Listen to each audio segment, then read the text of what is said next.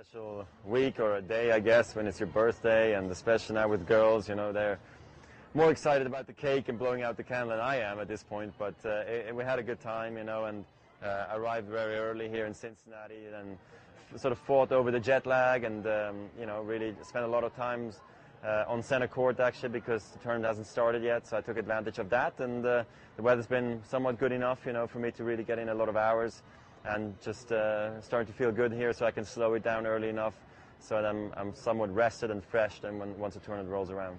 I don't know what it is. Maybe it's also the week in the calendar. Usually I play well before slams, you know, so and Cincinnati sits in a good spot for that.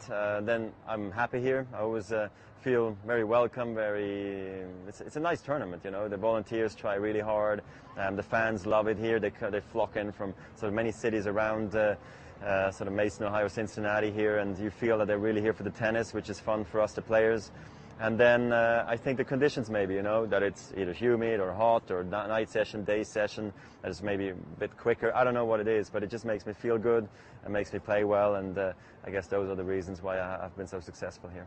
Yeah, it's been difficult, you know. I've been trying to get over my Wimbledon loss, which, I mean, trying, you have to get over it, and I did, you know, sort of within a few days, which is not a problem.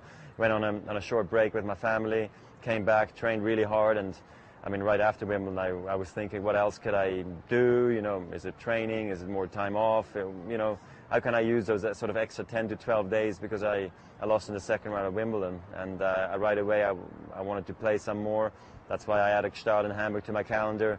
I then realized I had more time also to test rackets, so I did that. Then once I went to Hamburg, I was feeling great and really eager to play again. Then my back got bad, you know, I got unlucky there, I think, and then I sort of carried that over all the way to sort of Gstaad, and I was actually even just happy to be playing there. So it's been a difficult last couple of weeks, and so not the tournament weeks I was hoping for, gaining, you know, winning a lot of matches, even though I did win matches.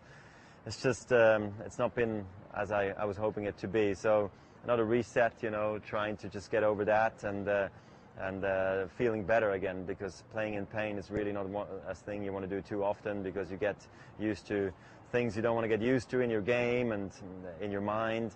And so that's why I trained really hard after that on my body. I waited with tennis until I felt like I'm ready to go for tennis again without pain, so I don't get used to all the silly things on the tennis court. And then I arrived here very early, and I've been practicing pain-free and playing really well, actually. So I'm very pleased to sort of be back on tour again.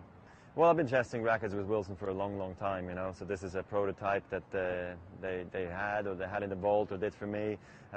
It's been a lot of fun actually doing it, and I've always wanted to do it rather sooner than later. But, you know, sometimes with all the things that are happening in my life, it's just not the most easiest thing to do. So I just took the time to do it and made it a priority, and I had a good time. So that's the racket I've been playing with as well.